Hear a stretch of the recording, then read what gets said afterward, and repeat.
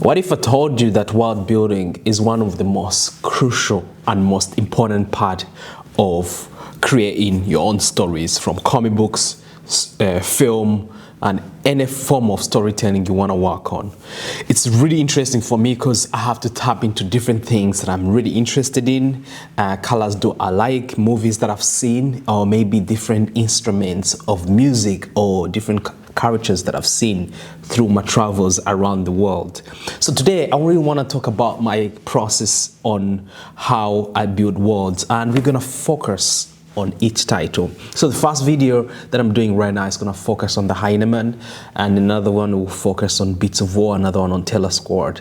And as soon as we have other titles that come out, I'll be sharing with you my process on how I build worlds. Now, as this is gonna be a fun process, I brought myself a cup of coffee. You know, you can have a cup of tea or something to drink to kind of listen to me as I tell you my approach.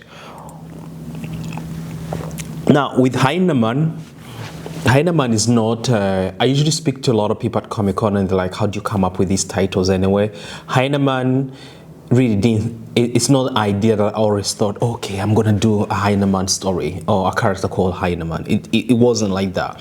It really started off by my fascination about wildlife, and most importantly, I look at these most dangerous animals in the jungle, like the lions, the tigers, and hyenas. And really, hyenas stood out for me, the way they hunted, the way they moved in parks.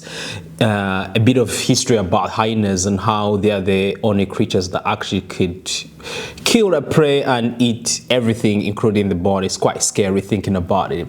But yeah, my fascination about animals and these wild animals really sort of sparked the inspiration to create the Hyena Man. And then when I created Beats of War, I didn't know how the Hyena Man story was gonna go until I stumbled upon this video, which is a documentary about the mysterious Hyena Men of Nigeria. They do actually exist. So if you go and Google the mysterious Hyena Men of Nigeria on YouTube or on Google, they'll come up. There's a lot of articles written about them, but also there's videos that show them picking up little baby hyenas, taking them on festivals.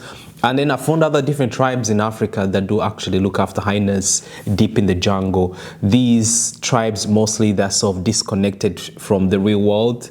They have their own ways of celebrating in their own culture, the way they behave, but obviously they're not cut off from real civilization.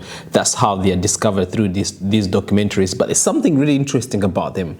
With the Hyena Man particularly, I was interested because they were talking about how they believe that the humans are connected to every living thing in the cosmos, in a way, in the ecosystem. And they believe that protecting these hyenas from poachers would they looked at them as gods in that sense. I mean, from like thousands of years ago. But for now, they still do, but in the sense that they keep them out of the jungle. They train them as their pets, more like how people have dogs here, and they become part of their family. And a lot of people actually from the outside world become scared to go and see these Hyena Men. So if you go there, they'll do like a festival where you sit down and they'll perform for you. They'll make the hyenas do different things, but obviously they'll put some covering on their faces.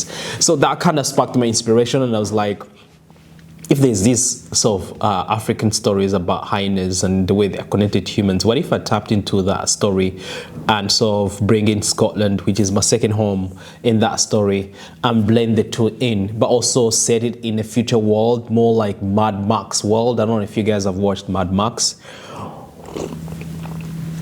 There's the original one, but you've got also the Tom Hardy one that came out in that sort of apocalyptic world where everything's kind of gone to like dust, and the whole cities are covered in dust, basically in the future. But the world is kind of like starving of water, so everything becomes like a desert, right?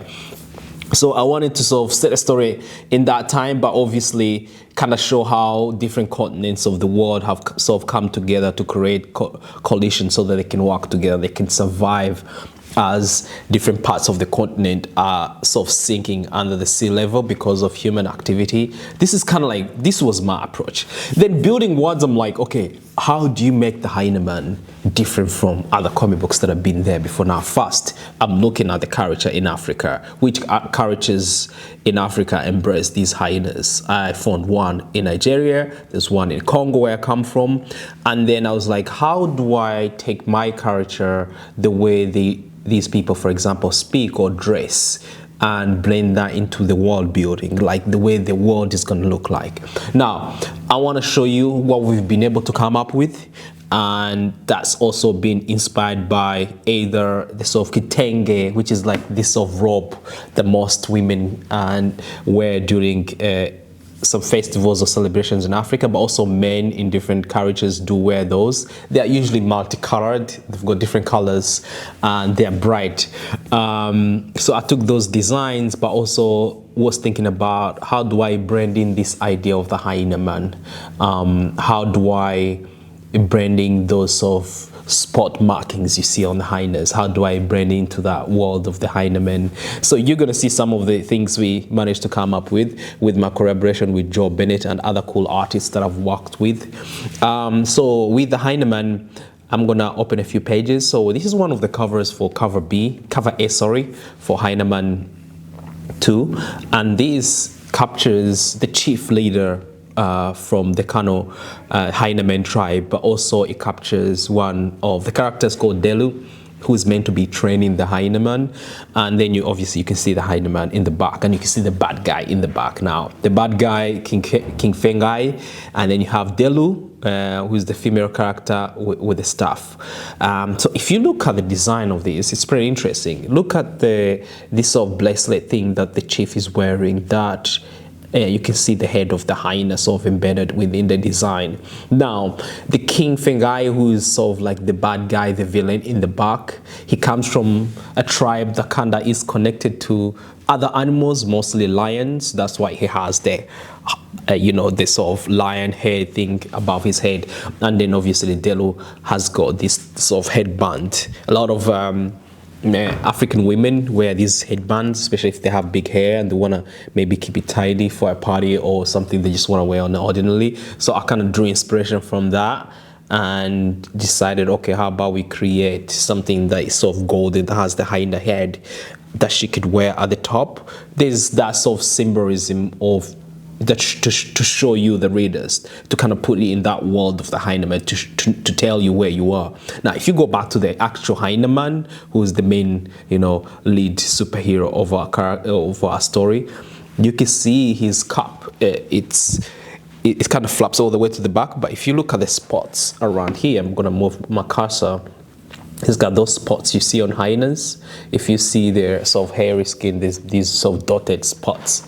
So we incorporate those in the design, but obviously you'll see the hyena head on his costume here and on his chest.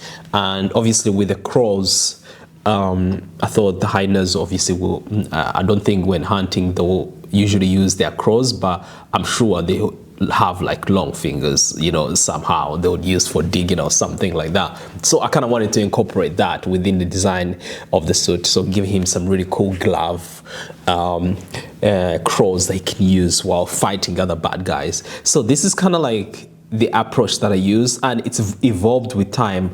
But now if you look at his face as well, because we have this sort of mask that sort of covers up to his eyes, and that's kind of inspired by the jaws of the hyenas. So because they've got strong jaws and teeth, so we thought we'd put some teeth. I'm changing the way I'm speaking to kind of tell you the sort of design of our approach. But yeah, that's kind of like how we approach that. And when it came to like building worlds of where the actual Hyena Men do exist, we wanted to sort of represent different tribes of like the bad guys and the good guys. Now, if you look on my other side, which is King Fengai standing the tribe for the lions, you see him standing with his head of the lion. Now, we didn't want to get real lions in the story, but we're like, how about we have some robot lions, which will be pretty cool, because you can see robot lions in the back. So yeah, and then obviously this story happening in the future. I just wanted the tribes to sort of to be like those of tribes that still, you know, keep their character, they value their characters. That's why they dress like this. You know, they are technologically advanced, but they still decide to dress up like this. You know, in terms of technology, you can see the sort of bots they have, those lion bots. It shows they've got this, they have access to the technology, but they choose to sort of still be in their character look. Now, on the other side of the Hyena Man, if you look at these guys who are sort of protecting the chief, you know, El Dazo, you see that they've got these sort of dotted designs on their backs, also based on the hyenas. And then if you look closely on the head mask thing they're wearing, helmet, it's got the face or the claws of the hyena and the ears at the back, including these other parts of their guards through their farts. And if you look at their swords as well, maybe not as much as the hyena references in there, but they're different from the guys on the other side, the bad guys. So that's the approach. You know, how do you build something that is quite unique by using the name either of the story to build something unique to you? So that was our approach. And if you start reading the Hyena Man, you see how each page, each world that we've created has its own unique look as well. So if you're building your own world, just try and find something that sort of maybe leads the story, or is, for example, with the title Hyena Man, you know, okay, it's going to be the Hyena Man. More like when you see the Batman, imagine how that world is going to look like. I mean, with Batman, you're thinking about Gotham City, it's going to be dark, it's going to be gritty.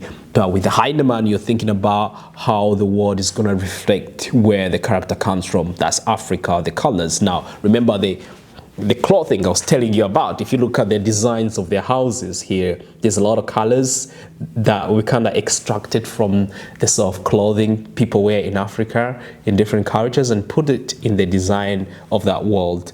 Even with their houses, you know, they've got the technology, but they still keep their tribal ways. Their houses, the way they're built, they're made of baskets in a way, you know. And obviously, if you look at their troops, you know, they still have those dots from the Hyena Man, from the hyenas.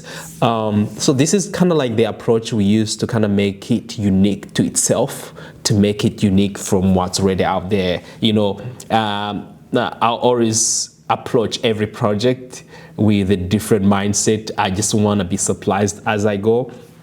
And it's really good working with different artists and writers and people who work on the team, where we can sort of throw ideas and send it to the artist, and the artist comes back with, you know, 10 times better than what you kind of had imagined. So yeah, that's why I love the creative collaboration. And I think when you're working on a project, find people that will be willing to sort of explore different ideas and see where they take you. And sometimes you don't need to figure everything out. You can, you know, figure each piece of the puzzle as you go deeper into the story. So yeah, I'm very excited about this part, and I hope that you'll be able to create your own worlds. Just have fun with it.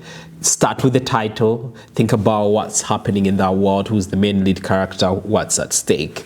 How does the world look like? Is it set today, in future, or back in the day? And how do you want the world to look like? As a story creator, you have the power to build that into anything you can imagine. Thank you for watching.